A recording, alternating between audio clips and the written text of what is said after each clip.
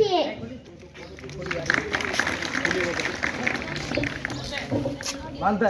दिल के खूबसूरत हो आप, मन से सच्ची मूरत हो आप.